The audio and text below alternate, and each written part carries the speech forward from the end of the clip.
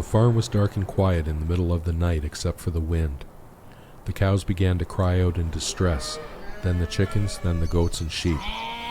The back porch light of the farmhouse came on, and the door opened, releasing a large German shepherd who darted growling and barking across the backyard into the chicken pasture. There it continued barking and yipping, lunging one way, then another, as if it had no sense of which direction to go. The farmer came up behind the dog, moving his raised rifle in a slow arc from the right toward the cow pastures and barn, to the left toward the goat and sheep pen and the chicken coop. "Who's there?" The wind blew as the animals continued to cry out. "What is it, Pa?" The boy's voice came from the direction of the house. "Fetch my headlight from the side table." "Yes, Pa." The farmer did not drop his eyes or his rifle as he scanned, now from left to right, and took a few more slow steps forward. When his eyes met the barn for the second time, his eyebrow raised. The top of the Dutch door was ajar. His brow furrowed as he edged up to the barn. Gun still raised in the crook of one arm, he put his free hand on the edge of the door. The animals fell silent, almost as if someone had hit a switch. He looked up and around in confusion. Quiet now, his dog came to him. He refocused and pushed the door open. Behind it was a horse, its long face shrouded in shadows. "What are you doing, Lester?" The farmer looked at the door, then back at the horse. "Here's your headlight, Pa." The farmer turned, and a boy of about 12 in his pajamas held up the red Milwaukee headlamp. "Get back inside." "Yes, Pa." With his free hand, the farmer put the headlamp on and set it to the highest setting. He looked down at the German shepherd, who looked back at him with eager eyes, head cocked, nostrils of his big black snout flaring. "Go on." The big dog bolted toward the cow pastures. The farmer looked back at the horse. "What did you see, Lester?" With his free hand he opened the bottom door and stepped into the barn. He walked the inner perimeter, scanning everywhere with the headlamp. When he got back to the horse, he lowered his rifle. "Lester, this doesn't make any sense." The farmer slowly shook his head as he stroked the side of Lester's asymmetrical face. Lester closed his eyes and leaned into the affection. "I don't know if you are a wise stoic or just a horse of low intelligence, but I sure wish you could tell me what happened." The farmer closed the barn and investigated the rest of the property, finding nothing out of the ordinary. The boy sat in the tractor behind the garage to escape the midday sun. He was deep in thought, playing on his Texas Instruments calculator. His father was just out of sight, working on his truck in the driveway closer to the road. "Hans!" "Yes, Pa." His eyes remained on his device. "I want that wood stacked before supper, yes?" "Yes, Pa." Hans stopped what he was doing and looked up at the pile of wood off to the left and made a face. His eyes wandered to the right. Lester was there, lashed to a small fence, grazing in his alfalfa patch. He put his attention back on the calculator. The display was blank. He drew back with a frown. He checked the power button, and it was in the on position. He tapped it a few times with his hand to no effect. He clicked the power button to the off position, waited a second, then turned it back on. Nothing. He let out a frustrated sigh, flicking the power switch off and on a few more times. "I hardly use these batteries." The display lit up with some numbers. He hit the clear button, but nothing happened. A few more times. Nothing. The same numbers stuck on the screen. 07734. He turned off the power and the screen cleared. Then on again. The same number, 07734. The boy scowled at the display, then opened his eyes wide. He turned the calculator upside down. The inverted numbers spelled hello. Goosebumps emerged on his arms and legs as he drew his eyes up from the calculator to the empty backyard, then to Lester. The horse had stopped grazing and was staring at him. The boy's jaw dropped. Lester didn't move. He just stood there, staring at him. The calculator beeped. The boy's eyes sunk back to the display. 0705. Solo. Solo was a nickname Hans' friends called him on occasion. Hans shut off the calculator and shot his eyes back at Lester. The horse was facing away now, head down, grazing in the alfalfa patch. Hans rubbed his eyes and did a double take. Lester took no notice of him and continued to eat. Hans turned the calculator back on. The display read 0. He typed a few calculations into it, and it functioned normally. He pressed the history button, and the display showed only the calculations he had just made. Hans got out of the tractor, eyes riveted to Lester, and took careful steps toward him. He got within 10 feet of the horse when his calculator beeped again, stopping him mid-step, his eyes wide and glassy. He looked at the display. 35007. He turned the calculator upside down. Loose. He looked back at Lester. The horse was still faced away, head down, but he wasn't eating or moving. Then Hans saw the lashing on the ground, no longer tied to the fence. He looked up from the lashing to see Lester's long, misshapen face turned to him, eyes piercing, lips turned up in a sinister grin. Hans let out a diminished yelp, dropped his calculator, and ran across the yard, up the porch stairs, and into the house. He ran through the kitchen, past his mother and sister, and up the stairs to his room, where he stayed. "Hans!" his father yelled at him from outside his bedroom door. "Yes, Pa." The door opened and his father came in, anger on his face. "What are you doing, kid, huh? You left that horse to walk free? You want him to walk out onto the road and get killed, or what?" "No, Pa, You what?" "I can't explain it, Pa." Hans hesitated. "Pa, I think he got himself free." The man grabbed his son by the front of the shirt and lifted him to his toes. "Listen, boy, don't you play games with me, huh? That horse has barely enough sense to open his mouth to eat, and now you're telling me he can untie knots? I thought your mother and I taught you better than this, huh? Not to lie to your parents?" "Pa, I'm sorry, Pa. I must have forgotten. I won't forget again." The man released his son and set his Texas Instruments on the night table. "Here's another thing you forgot too, huh? We don't spend good money on these nice things to leave them lying around outside, kid." "Yes, Pa." "Supper is in an hour. You better get piling that wood too." "Yes, Pa. Sorry, Pa." "I don't know what the hell is going on with you today, Hans, but let's get our heads on straight, okay?" "Okay, Pa." Hans was starting to tear up. Hans's father grabbed him by the shoulders and looked him in the eye. "Look, Hans, you are a good boy, okay? Don't take it so hard. You just have to use your head, right?" "Okay, Pa." "Okay, boy, let's get that wood piled." "Yes, Pa." "Pa?" "Yes, boy, what is it?" "Where's Lester?" The man gave his son a curious look. "I put him in the barn." Hans nodded and headed off to pile wood. Hans woke from a dead sleep to a dark, silent bedroom. He lay still, trying to discern what had waked him. An electronic beep cast the room in dim blue light, and his eyes widened in fear. After a moment, and with a shaky hand, he picked up the Texas Instruments from his night table and looked at the display. 2 numbers, 5317, 37818. He inverted the device. Bible lies. The display went blank. Another beep. 2 more words. Sell soul. A third beep. Go to hell.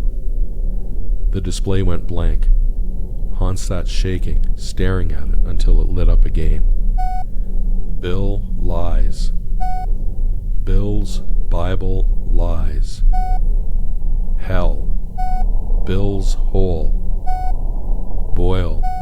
Sizzle. Bill's toll. Bill was his father's name. Hans lay motionless in his bed, face twisted in terror, saucer eyes stuck on the dark display. 5514. Hiss. As he read the word, an audible hiss close behind his ear. Then another, closer, more forceful. The boy's eyes fell shut as he lost consciousness. Hans stood in his pajamas in the dark kitchen, staring out the window with a blank expression. After a moment he turned and began to walk in the direction of the stairs to the second floor. He stopped at the big German shepherd who was observing him from his cushion with a cocked head and inquisitive eyes. The steel metal tag on the dog's collar could be seen in a ray of moonlight. It was in the shape of the Superman symbol and read, Goliath. Hans looked down at him momentarily, then continued.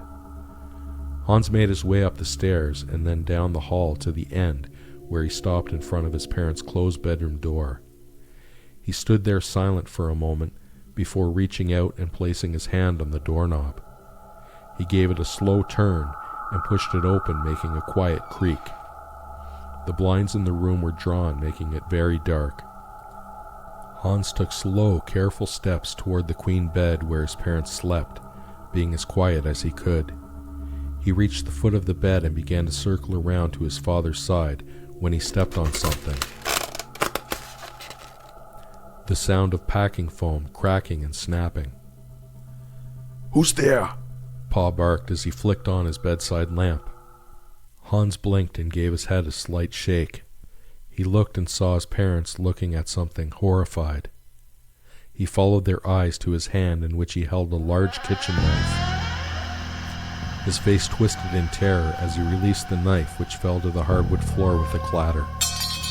His father leapt from his bed and to his son, where he stopped and looked down in amazement at the knife. Hans burst into tears and started to bawl. "I'm sorry, Pa. I didn't mean to do it, Pa. You have to believe me. Lester made me do it, Pa." Hans' father couldn't seem to believe what he was seeing or hearing. He just stared in shock at the knife, then at his son, then the knife again. Then his eyes went to his son's feet, where he saw the packing material, which had shifted from beneath the bed. Hans' mother picked up the knife and looked at her son in disbelief. "What happened?" Hans' sister asked from the doorway. "Valentina, back to bed," her father said. "Your brother has just had a bad nightmare." "But Papa—" "Back to bed, Valentina," her mother this time. "You don't worry about it. Back to bed." Hans' mother concealed the knife in her nightgown and took his sister down the hall back to her room. Hans looked at his father through his tears to see something he rarely saw. His father afraid. "Hans." "Papa." The boy threw himself into his father, who caught him and embraced him, still with the look of shock on his face. The boy cried in his father's arms. After Hans had stopped crying, his parents put him back to bed. He didn't try to tell them anything more about Lester, and was too afraid to say anything about the Texas Instruments messages. His parents were telling him it was a bad nightmare, and that he was sleepwalking, and that it would be okay. His mother told him she had had a cousin who would sleepwalk. The knife was not spoken of. After they shut his bedroom door, Hans's parents collected his sister from her room and took her to their room, which they locked with the hook latch. Hans' mother sat on the edge of the bed, watching her husband button his plaid work shirt, her features fair in the dawn's light. He was looking out the bedroom window. "Bill?" "Dana, I know what you are going to say. I don't know." "Maybe Ivanhoe can come today." Bill considered this, then nodded. Dana's face lighted a little, and she quoted, "For where 2 or 3 are gathered together in my name." Her husband looked at her and finished, "There am I in the midst of them. Matthew 18:20. Dana smiled at him. Bill returned the smile, gave his wife a kiss, and left the room. Hans held both sides of the ladder as he watched his father above painting the barn gable. He looked down at the ground to save his eyes from the sun. He had one foot on the bottom rung and one on the ground. He squinted up at his father again, then dropped his eyes to look straight ahead into the barn, where there were bales of hay, bags of feed, and various supplies. From there he turned his head slowly over his shoulder to see Lester in his alfalfa patch. He was about to look away when he spotted his sister. She was about 20 feet from Lester. His gaze sharpened on her. She was holding her Chatty Cathy doll up in front of the horse. She pulled the string. From this distance, Hans could hear the doll, but not the words. Hans watched her do it again, then looked at Lester. Lester appeared to be watching her too. On her third pull and release, she had a surprised reaction and turned the doll to look at it. Hans's mouth fell open and his gaze sharpened further. It appeared she was listening to the doll, but he could not hear it making any sound. She continued listening like this, but had stopped pulling the string. Hans! Hans squinted up at his father. Yes, Pa? Go get my sunscreen from the dresser. Yes, Pa. Are you going to be okay without me holding the ladder, Pa? His father waved him off. Go, it's fine. Hans double-checked the bottom of the ladder. The feet were turned up all the way and dug partially into the ground under the weight. He released the ladder and turned. His sister was nowhere to be seen. Lester was grazing. Hans ran into the house and up to his parents' room, where he retrieved the sunscreen. On the way back down the hall, he heard a familiar sound. It was his Texas Instruments calculator. The hairs raised on the back of his neck, and he stopped just past his bedroom. He turned and looked into the room, peering in at an angle. He could see the device still on his nightstand. He let out a disheartened sound, ventured into the room, and picked up the machine. The blue numbers in the display window read 515 plus 061. He turned it around. I got sis. In panic, he leapt to his bedroom window and pushed the curtain aside. His father was still painting at the top of the ladder. Then he gasped and dropped the calculator to the hardwood floor, where it hit hard, sending batteries everywhere. Valentina was with Lester. She was holding his face in both hands and had her ear close to his mouth, as if the horse were telling her something. The calculator came to life again, flashing. 3 plus 18. 3 plus 18. He looked in disbelief at the battery spread around the floor, then back at the lit display. Bite. Bite. Bite. Hans bolted out of his room, down the stairs, through the kitchen, and out the back door. He made it to the porch and screamed, Valentina! Valentina! Get away from Lester! He stopped on the porch, and there was his sister, still holding Lester's face. Valentina, get away from him! Valentina let the horse's head go, turned, and looked at her brother. Hans froze in terror. Her eyes were completely black. She looked away and began to run from Lester as Hans gasped a sigh of relief. But she wasn't running toward him. She was running toward the ladder. Pa! Hans screamed. Hans's father looked at him in confusion from the top of the ladder. What in the hell is going on down there, boy? Hans' eyes dropped just in time to see his sister jump from a sprint, throwing her full body directly into the side of the ladder. It was enough. Hans watched his father try to leap away from the falling ladder, but his foot caught one of the rails, sending him backwards. He was in free fall roughly 15 feet before hitting the top of the goat and sheep pen fence with a horrible crack. He had landed on his back. He lay motionless, head back, arms stretched out, legs dangling. His lifeless eyes petitioned the sky. Valentina lay motionless on the ground beside the fallen ladder. Pa! Hans screamed and ran toward his father. He flew down the porch steps and started off across the backyard when something caught him in the shoulder. It was Lester. Massive teeth sunk into his flesh as powerful jaws lifted his weight from the ground, toes still touching. Hans' eyes rolled back in his head as Lester shook him from left to right. This only lasted a moment before Goliath burst through the back door growling, shot into the yard, and lunged at the horse, causing him to drop the boy. Goliath lunged a second time, grabbing Lester by the neck, struggling to reposition his grip on the horse's throat. Hans regained cognizance to his mother screaming and the savage sounds of Lester and Goliath. He turned his face up from the ground and saw his mother running to his still motionless father. He turned his head a little and saw Valentina getting up from the ground. Her eyes looked normal, and she was in a daze. He staggered to his feet, crying out from the blistering pain in his shoulder. He turned to see Goliath holding on to Lester's neck, trying to pull him to the ground. Lester was keeping himself standing while trying to get his long snout in close enough to bite Goliath. Hans' eyes widened in amazement. Bill! Oh my God, Bill! Hans' mother was with his father, screaming and crying. Valentina also began to scream and cry. Hans sprinted to his sister, grabbed her hand, then went to his mother. Ma, we have to go. Ma! Hans' mother looked at him in anguish. Hans pointed her at Lester and Goliath. Her eyes came alive, and she grabbed both of her children as they all ran for the back door. The livestock was going crazy. Just before passing Lester, Hans could see him securing his grip on Goliath's neck. They made it to the porch, and he heard a snapping sound with a squeal from Goliath. His mother and sister made it into the house as he turned to see Lester, bloody and panting, standing over the lifeless body of his dog. Lester made a loud whinny that sounded like a laugh. Hans cried out, turned and scrambled into the house, slammed the door.